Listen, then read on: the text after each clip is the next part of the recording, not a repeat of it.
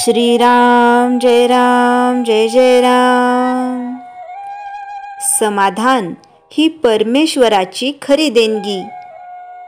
प्रत्येकाला असे वाटते की मी कुणाची निंदा करीत नाही, धर्माने वागतो, तरी मी दुःखी आणि वाईट माणसे सुखात वावरताना दिसतात। हे कसे काय? अगदी कितीही सात्विक मनुष्य असला तरी त्याच्या हे मनात आल्या वाचून राहत नाही। नामाचा विटाळ ज्याने मानला तो सुखी दिसावा आणि नाम ज्याने कंठी धरले त्याला दुःख व्हावे। यावरून भगवंताला न्यायी कसे म्हणावे अशीही पुष्कळांना शंका येते। खरोखर याचे मर्म जर आपण पाहिले तर आपल्याला असे आढळून येईल की बाहेरून जे सुखी दिसतात ते अंतर्यामी दुःखात बुडलेले असतात। विषय त्यांना पुष्कळ मिळाले पण त्यामुळे मनाची शांती लाभली तर उपयोग। दोन रस्ते लागले, त्यातला एक चांगला दिसला पण तो आपल्या गावाला नेणारा नव्हता आणि दुसरा खडकाळ आणि काट्याकुट्यांचा होता पण तो आपल्या गावाला नेणारा होता। तर कोणता रस्ता आपण धरायचा? भगवंताकडे जाणाऱ्या लोकांचे गीतेमध्ये दोन वर्ग सांगितले आहेत, एक सांख्यमार्गी आणि दुसरे कर्मयोगी। ज्यांची स्वभावतःच वासना कमी असून ज्यांचा इंद्रियांवर ताबा चालतो, जे जन्मापासून तयार असतात ते सांख्यमार्गी होत। ज्यांच्या वासना पुष्कळ असून जे इंद्रियाधीन असतात पण ज्यांना भगवंत असावा असेही वाटते, म्हणजे आपल्यासारखे सामान्य जन, ते कर्मयोगी होत। सांख्यांचा साधन मार्ग अर्थात सूक्ष्म आणि उच्च प्रतीचा असतो। आपला मार्ग जड, सोपा आणि सुखकारक असतो। सांख्य हा भगवंताकडे चट दिशी पोहोचतो पण आपण क्रमाक्रमाने जातो। सामान्य माणसाचा मग मार्ग कोणता? तो मार्ग असा, वासना आहे तोपर्यंत योग्य मार्गाने ती तृप्त करण्याचा प्रयत्न करावा। पण सृष्टीमधल्या सर्व घडामोडी ईश्वराच्या सत्तेने घडत असल्यामुळे आपल्या प्रयत्नांचे फळ ईश्वरावर अवलंबून आहे। हे ध्यानात बाळगून समाधान ठेवावे। 10 माणसांना त्यांच्या असमाधानाचे कारण विचारले तर ती माणसे 10 निरनिराळी कारणे सांगतील। यावरून असे दिसते की जगातील कोणतीही वस्तू समाधान देणारी नाही। समाधानाचे शास्त्र निराळेच आहे, ते प्रपंचापासून शिकता येत नाही।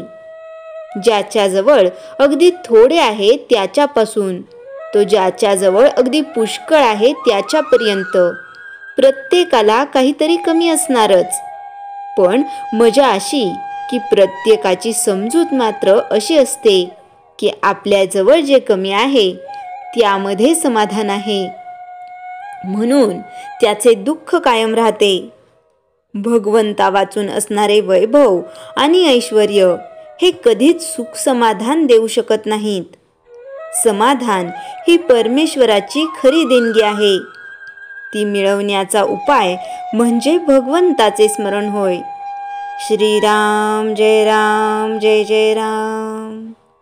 चैतन्यवाणी प्रत्येकाला त्याची गरज भागेल एवढे भगवंत देतच असतो, म्हणून जे आहे त्यात समाधान मानावे। श्रीराम जय जय राम। श्रीमनाचे श्लोक 81 निरूपण। मना मत्सरे नाम सांडू नको हो, अति आदरे हा निजध्यास राहो। समस्तामध्ये नाम हे सार आहे, दुजी तुळना तुळींताही नसाहे। हे मना, कोणाकडेही मत्सर बुद्धीने पाहू नकोस। तुला जे मिळाले त्यात समाधान मानायला शिक।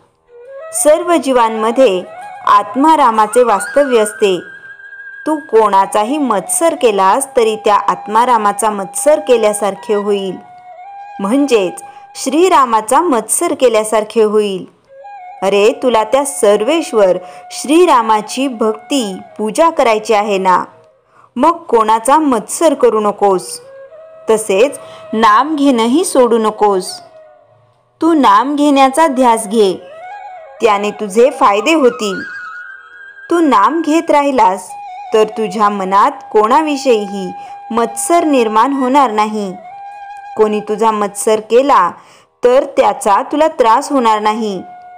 पण एक लक्षात घे, ही क्रिया एवढी पटकन होणारी नाही. तुला त्यासाठी नामाचा ध्यास लागला पाहिजे, तरच तुला दुसऱ्याचा मत्सर वाटणार नाही. दुसऱ्याने केलेल्या मत्सराचा तुला त्रास होणार नाही.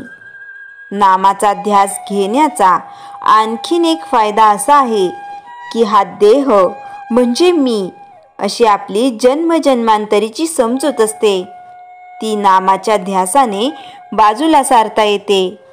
आणि मी म्हणजे देह ही आपली खोटी समजूत नाहीशी होते. नाम घेणे हे फुकाचे, फुकटातले, पैसाही खर्च न होता घडणारे मोक्षप्राप्तीचे साधन आहे. सर्व मोक्षाच्या साधनात नाम श्रेष्ठ साधन आहे. संपूर्ण जगताला व्यापून टाकणाऱ्या परब्रह्माला आपल्या आवाक्यात आणणारे साधन नाम आहे. म्हणून नाम हे सार आहे. सर्वत्र व्यापून असणाऱ्या परब्रह्माचे स्मरण एका नामाने साधते. भगवद्गीतेत भगवंतांनी सांगितल्याप्रमाणे नामाने मनमना भव, मद्भक्त भव हा उपदेश केवळ नामाने साधता येतो.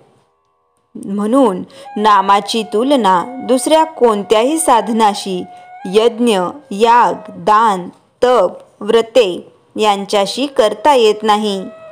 जय जय रघुवीर समर्थ. श्रीराम जय राम, जय जय राम.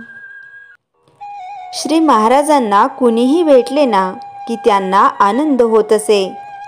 यावं यावं असं म्हणत फार स्वागत करीत. म्हणून श्री बापूसाहेब मराठे यांनी पूज्य श्री बेलसरे यांना विचारले की आम्ही भेटल्याचा श्री महाराजांना अतिशय आनंद होतो, तेवढाच आनंद आम्हाला पण व्हायला पाहिजे, पण तसा तो होत नाही. तसा आनंद आम्हाला केव्हा होईल? तेव्हा श्री बेलसऱ्यांनी फार सुरेख उकल केली. ते काय म्हणाले? त्यांना असा आनंद होतो कारण त्यांना अगदी घाई झालेली असते की केव्हा एकदा मी या जीवाला रामरायाचे दर्शन करून देईन.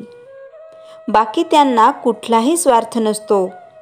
तुमच्याकडून स्वतःसाठी काहीही मिळवायचे नसते, पण हा जीव माझ्याकडे आलाय, त्याला रामरायाचं दर्शन करून द्यायचं आहे, ही कळकळ असल्यानं तुम्ही भेटलात की आनंद होतो. तुमचं काय असतं? प्रपंचातलं काहीतरी लंगडं असतं, ते काहीतरी करून त्यांनी नीट करून द्यावं अशी तुमची अपेक्षा असते. असं सगळं स्वार्थीपण घेऊन तुम्ही तेथे जाता. ते आड येतं म्हणून तुम्हाला तो आनंद होत नाही. जेव्हा त्यांच्याकडून काहीही मिळवायची अपेक्षा न ठेवता केवळ त्यांना भेटण्यासाठीच तुम्ही त्यांच्याकडे जाल, तेव्हा त्यांच्या इतका आनंद तुम्हाला होईल. आणि तोपर्यंत हे असंच चालायचं. श्री महाराजांना कोणतीही गोष्ट सहज झालेली अथवा केलेली अधिक आवडत असे. हा त्यांचा स्वभाव विशेष होता. त्यांना कोणीही आटाआटी, अत्यंत धडपड करून इच्छा तृप्त केलेली आवडत नसे. त्यांचे म्हणणे असे की कोणतीही गोष्ट सहज होणे ही भगवंताची इच्छा समजावी. म्हणून त्यांचे धोरण सामान्यपणे असे की आपण आपली इच्छा तृप्त करण्याचा प्रयत्न करावा व नंतर त्याचे काय व्हावे ते भगवंताच्या इच्छेवर सोडावे. ते नेहमी म्हणत की आपल्या मनात वासना असणारच, पण त्या तृप्त करण्याचा आग्रह नसावा. आपण इच्छा तृप्तीचा आग्रह धरला की त्यात आपला अहंकार दिसतो. श्री महाराजांनी आणखी एक गोष्ट सांगण्यासारखी आहे, ती म्हणजे ज्याने ज्याने आपल्या इच्छा श्री महाराजांच्या इच्छेवर सोपविल्या त्या सर्वांचा अनुभव असा आहे की त्या सर्वांच्या अनेक इच्छा तृप्त झाल्या. अगदी अशक्य वाटणाऱ्या इच्छा पण तृप्त झाल्या. फरक इतकाच की त्या श्री महाराजांना हव्या तेव्हा तृप्त झाल्या, इच्छा करणाऱ्याला हव्या तेव्हा झाल्या नाहीत. तसेच त्या इच्छा अशा वेळी तृप्त झाल्या की त्या इच्छा तृप्तीचा आनंद त्या माणसाला धुंद करणे. श्रीपाद केशव बेलसरे चैतन्य सुधा 3 या पुस्तकाच्या प्रस्तावनेत. श्रीराम जय राम जय जय राम. जयाच्या जनी जन्मनामार्थ झाला, जयाने सदा वासनामात केला. जयाच्या मुखी सर्वदा नाम कीर्ती, नमस्कार तया ब्रह्मचैतन्य मूर्ती. श्रीराम जय राम जय जय राम. जानकी जीवन स्मरण जय जय राम.